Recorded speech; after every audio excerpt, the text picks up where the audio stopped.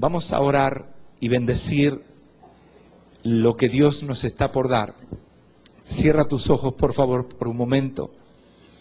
Y te pido que repitas con unción y con toda la fe de tu corazón esta oración conmigo. Dile así: Padre Dios, gracias por las bendiciones del pasado. Pero hoy te pido algo nuevo. Transfórmame, Señor. Renuévame. Haz la obra completa que viniste a hacer en mi vida. Por eso yo me entrego a tu voluntad. Yo no resisto a tu espíritu, sino que te invito, Señor. Invade mi vida con tu presencia. En el nombre de Jesús. Y te doy las gracias por anticipado, por lo que harás conmigo. Amén y amén. Puedes tomar tu asiento y voy a invitarte a abrir tu Biblia en uno de los libros proféticos. Hace 2 días yo ya estaba inquieto, mi alma estaba inquieta pensando en ustedes, pensando en este congreso, y Dios me habló a través de un sueño. Esa noche soñé clara y nítidamente que alguien venía hacia mí. Yo no podía ver su rostro, no puedo decirte si era ángel o persona, pero se acercaba a mí y me decía: abre tu Biblia en Ezequiel capítulo 33. Y yo voy a invitarte a que abras tu Biblia en Ezequiel 33. Y después esa persona me dijo: y ve al versículo 11. ¿Y sabe lo que yo hice? Yo pensé, ¿cómo puedo memorizar 33, 11? Ah, sí, 33 dividido 3, 11, un tercio. Y allí me quedó en el sueño eso. Pero luego, amaneció, me desperté y salí a hacer ejercicio, salí a correr, totalmente olvidado de que tuve, ni siquiera que soñé algo. Cuando volvía de correr, allí me habla el Señor y me recuerda este sueño que había tenido antes de anoche. Y yo todavía me faltaba unas cuadras para llegar a casa, pero ya mi corazón latía más rápido. No veía el momento de tomar una Biblia y abrir. Y pensé, ¿qué puede ser? ¿Será algo significativo que yo entienda o será algo que no pueda comprender fácilmente? Dios mío, ¿qué me vas a dar?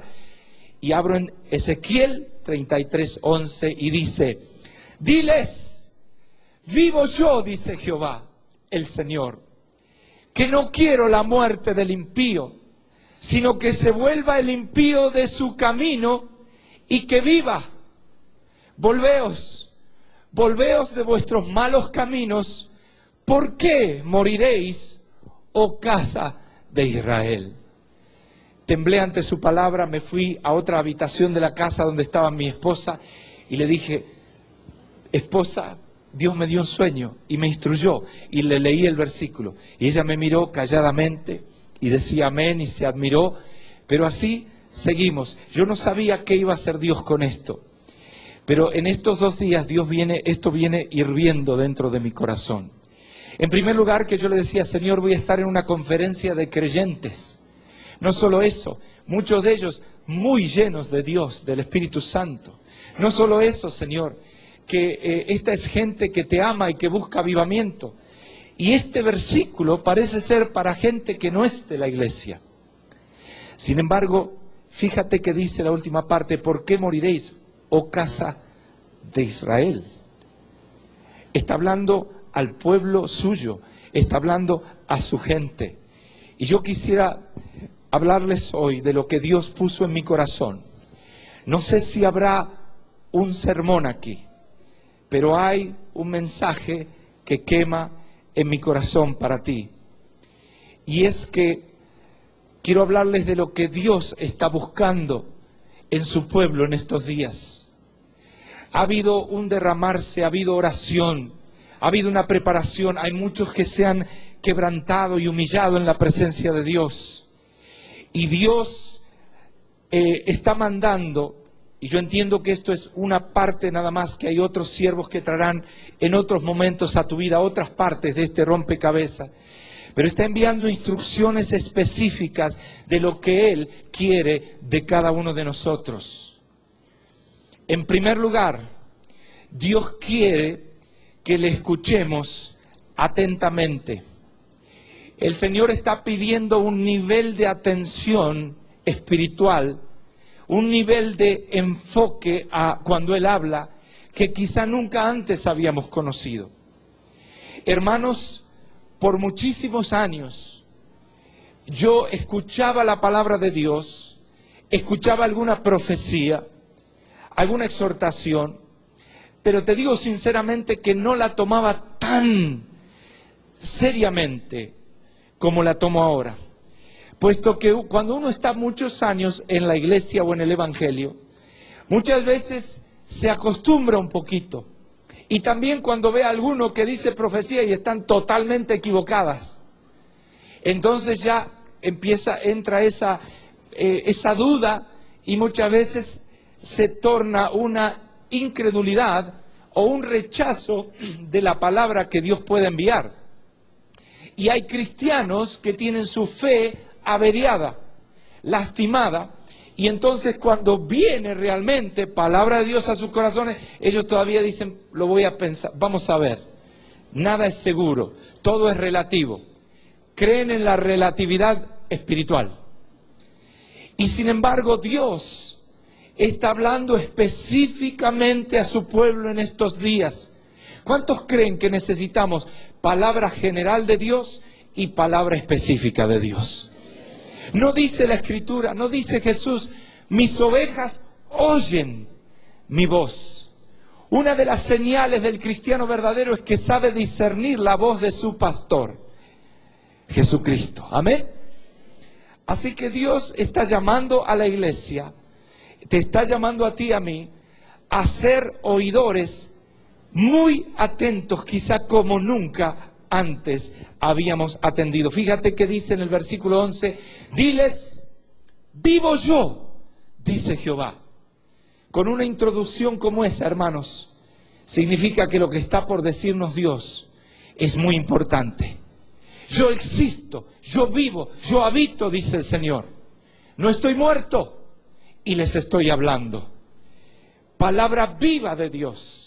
Hay gente que lee la Biblia como si fuera palabra muerta y tienen los devocionales más aburridos del mundo.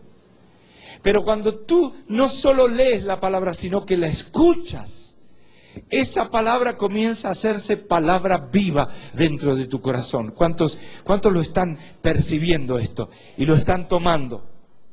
Mira, cuando veníamos hacia aquí, salimos de Chicago, te contaba ese avión, tuvimos un aterrizaje forzoso. La gente venía mirando la película, estaba todo tranquilo, venían sirviendo cosas para tomar y yo estaba allí con mi computadora, cada uno en lo suyo. La señora al lado mío leyendo un libro, otros conversando, todo vida normal y cada uno en su tema. Hasta el momento que se detuvo el sonido, se apagaron las pantallas y una voz un poco temblorosa dice por los micrófonos, dice, vamos a hacer un aterrizaje, no se asusten, pero tenemos que hacer un aterrizaje de emergencia. Y bueno, a nadie le gusta esa situación. Siempre la primera pregunta no es muy espiritual, es ¿por qué habré tomado este avión? Si pude haber salido más tarde, más temprano, justo tuve que venir a tomar. Bueno, cuando este avión comenzaba a descender y temblaba un poco, yo no sabía qué pasaba, no nos decían nada. Escuche, hasta que aterrizamos, fueron los 7 minutos más largos de mi vida. Hasta que aterrizamos, no nos decían nada.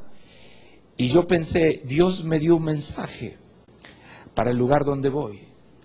Señor, esta palabra, ¿y qué pasaría? Porque hermanos, estamos todos en las manos de Dios, ¿verdad? Dios puede proteger ese avión porque hay siervos que van a predicar, o puede decidir ya es la hora y nos lleva a su hermosa presencia.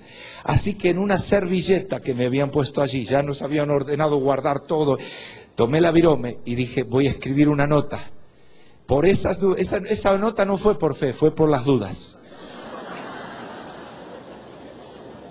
Y no me daba tiempo de escribir todo el sermón, entonces escribí nada más que Ezequiel 33:11. Y después otra, Otro sermón también, Levítico 6:13. Y un pequeño saludo a mi esposa y a mis hijos y a la iglesia, y les amo. Y después la guardé en el papelito en el bolsillo, y digo, bueno, espero que si pasara algo, que encuentren la nota. Me pregunto cuántos llegaron así a esta conferencia. Llegaron a este congreso que no saben ni si hay un mañana, que no saben cómo van a seguir, cómo va a seguir su matrimonio, su familia, su hogar, su ministerio si tienes. Dios tiene una respuesta para ti. Bueno, gracias a Dios en nuestro caso evidentemente aterrizamos bien, pero sabes que cuando esa azafata, así le llaman, dijo por los micrófonos, estamos aterrizando, y en una ciudad que yo no la podía ni pronunciar, ya tengo acento en el inglés, pero esto ya... Le pregunto al que estaba al lado mío, que es mi hijo adoptivo, le digo, ¿y qué ciudad dijo? No sé, yo tampoco. Bueno, en alguna ciudad estamos aterrizando. No es Chicago, esa sí ya la aprendí a mencionar. Y allí aterrizábamos. Pero en el momento que ella dijo que íbamos a aterrizar de emergencia, hubo un silencio total. Ya nadie abría hojas, ya nadie movía computadoras, ya nadie hacía nada. Una atención absoluta. Mira, Dios está mandando señales en este planeta, está permitiendo ciertas cosas que están conmoviendo a las naciones. Y Dios usa esto. Muchas veces lo permite, aunque no está directo en su voluntad.